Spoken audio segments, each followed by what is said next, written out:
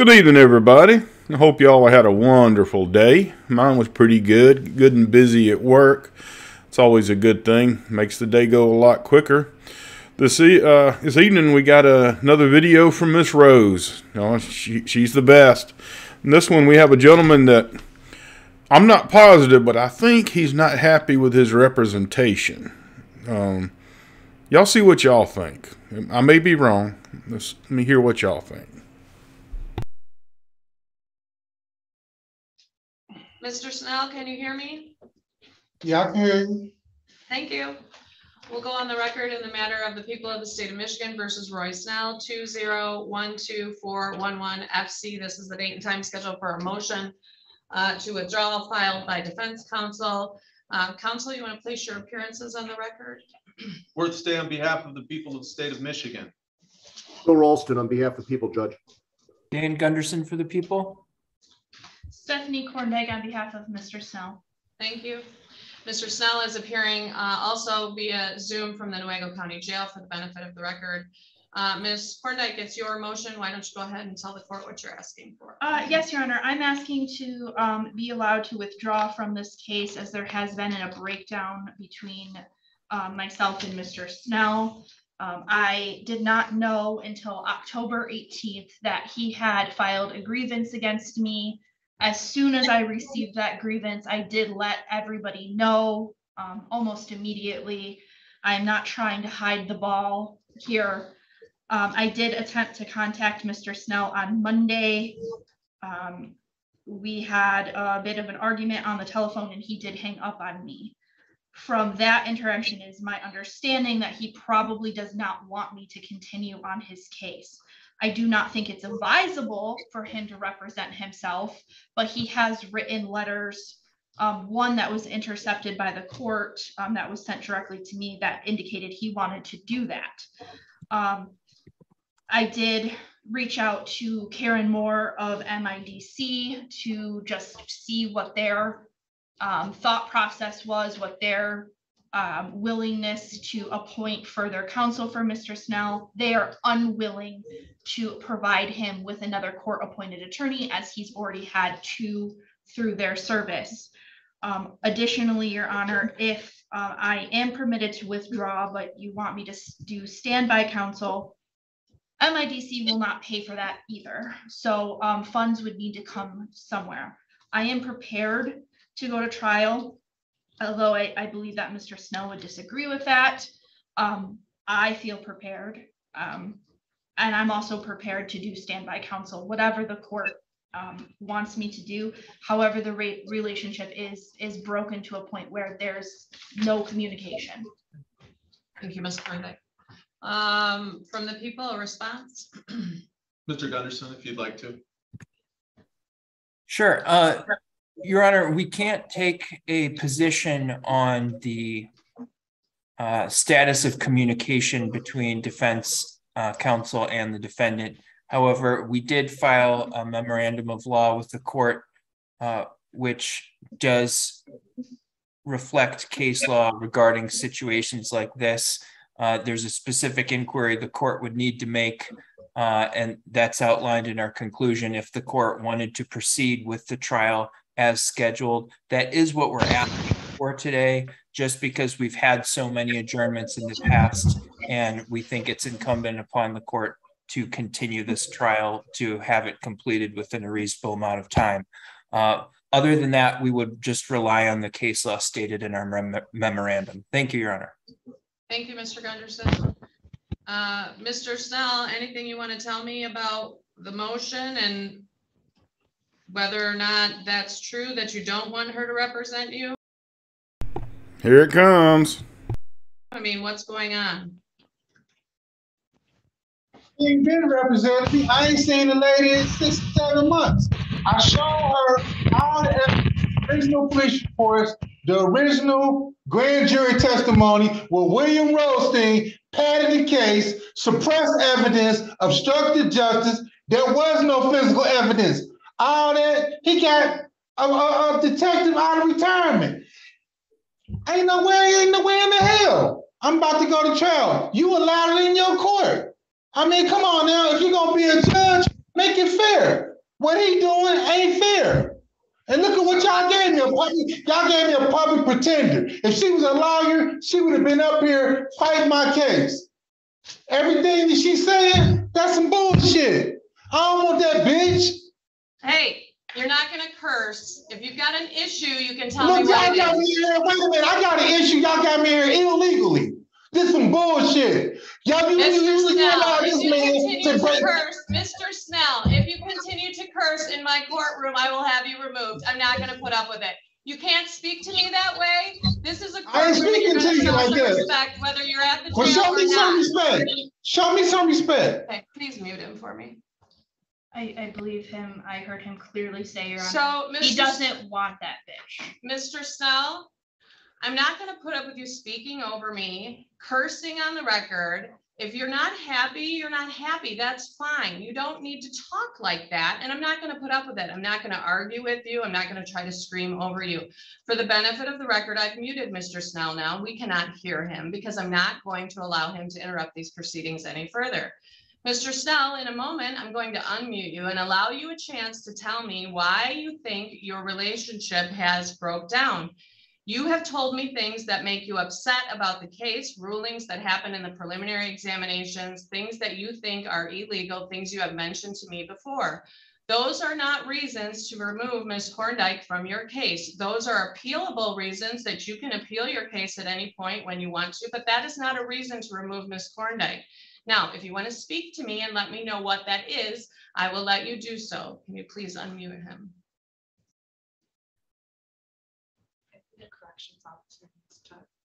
Mr. Snell, I need you to unmute the Zoom on the table. Should be a little mute screen, little red microphone.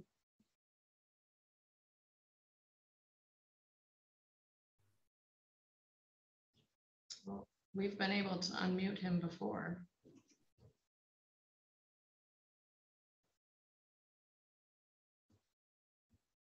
There, Mr. Snell. Now, if you'd like to explain to me why you think there's been a breakdown in your relationship with Ms. Horndyke, you may do so. In case you didn't hear me correctly, I'm gonna say it once more. I'm sure you heard me. She ain't been up here in about 7 months. She ain't tried to do no work on my case. Everything that I pointed out, as far as filing motions, she ain't done nothing. She ain't been no type of lawyer. So why would I want her as my lawyer? I just said it. I'm saying it again in case you are not clear. You know what I'm saying?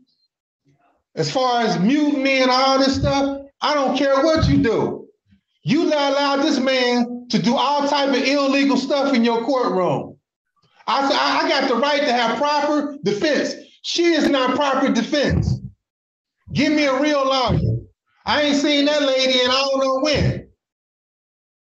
Translation, I gave her a whole bunch of BS and she's not doing anything with it.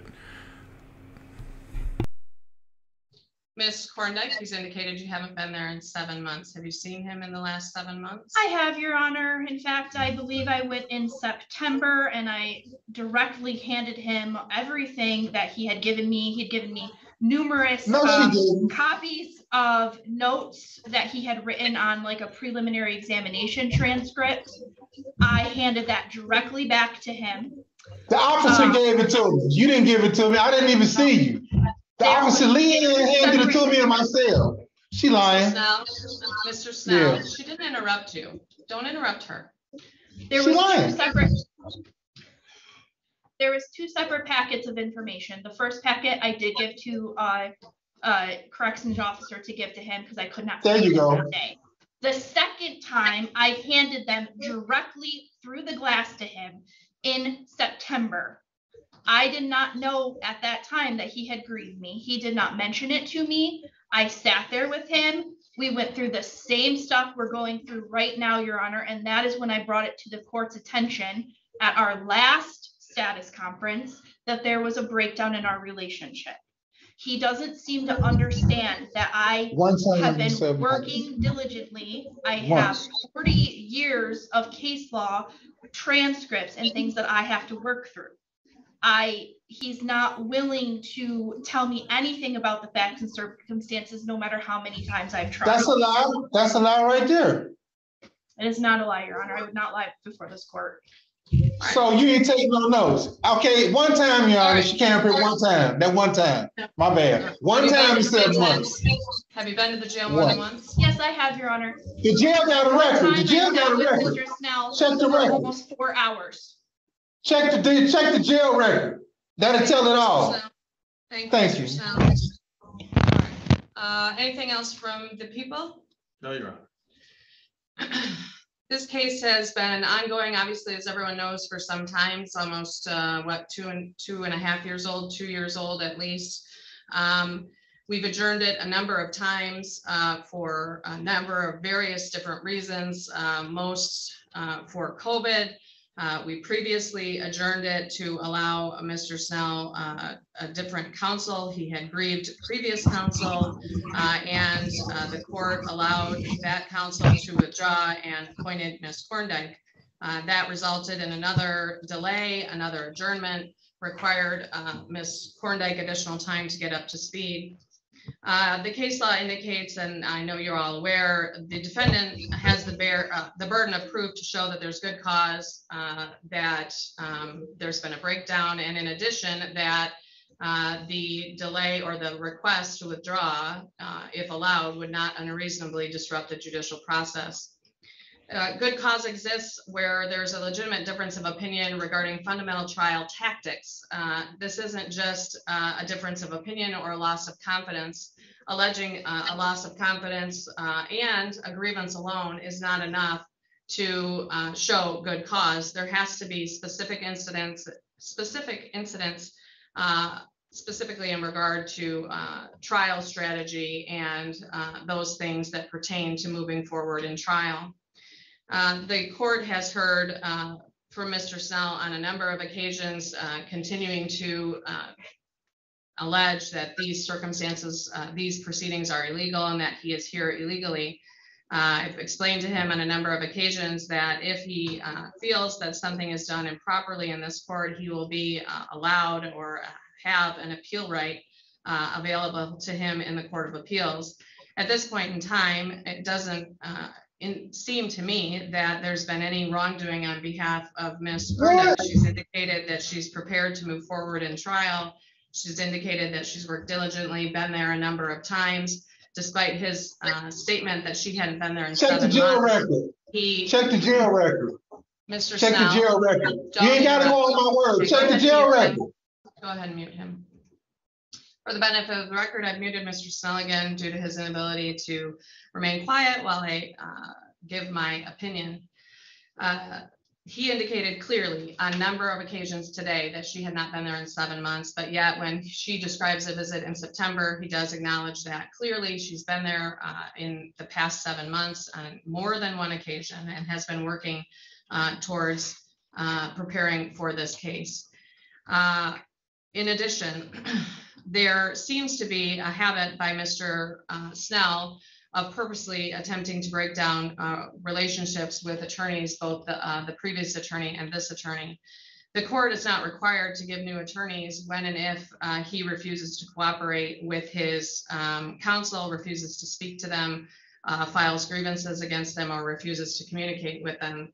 Hanging up on her when she calls on the phone and or grieving her or refusing to talk to her does not give rise. He is not allowed to make the circumstances so that he could be allowed a new attorney. In addition, even setting aside all of those things, this request would cause a serious disruption in already a 2-year-old case. And the court is not willing to allow that disruption. Lastly, but not lost on the court, is the MIDC is the one who's responsible for appointing an attorney. If in fact they're indicating that no other attorney would be appointed, it gives this court very little choice but to continue down the path that we have. Briefly, Mr. Snell, there was some discussion that he had sent a letter wanting to represent himself. This court has not received that letter. I understand there may have been some ex parte communication that came in. This court doesn't see that. My staff sees it. They don't talk to me about it. It may have gone back to Ms. Korndyke to address it. I was never made aware that he had ever made any requests to represent himself. In addition, at this point in time, even if I had received that request today from Mr. Snell, the court would have denied that request as well, as it is untimely and would again result in an unfair disruption in these proceedings. The court has a serious concern for timeliness in this matter, as Mr. Snell has pointed out on a number of occasions. He's been in jail for a long time because of COVID, and the court wants to get this matter finished and finalized, give him his day in court. The court is not convinced that Ms. Korndyke has done anything inappropriate. She's prepared. She's a professional attorney. I understand there may be some issues going on between them. I'm sure that with Ms. Korndyke and Ms. Smulders as co-counsel, they can work diligently to represent Mr. Snell and represent his best interests. The court's going to deny the motion to withdraw and leave the matter scheduled for trial next week, Monday. I'll see you on Monday. Okay. We're adjourned. Thank you. Wow. That escalated quickly. I don't know what the guy's trying to do. He's been in there two years because he keeps pulling stuff like this. Not sure what his goal is. Does he enjoy it, being in prison? I wouldn't think so. You'd think he'd be doing his best to cooperate, but it might be good to have him checked out by some licensed professionals to make sure that everything's clicking the way it should, because he doesn't seem like he's acting in his own best interest. I don't know, but no, he tickled me when he went off yelling and hollering and cussing at the judge and that poor lady. That's who we should feel sorry for, is the poor lady trying to represent him, with him acting like that and calling her foul words. It just, I don't know. That would be a challenge for me, but that's why I'm not an attorney. Well, that's what I got this evening. I hope y'all enjoyed it, and I hope to see y'all soon. Thank you.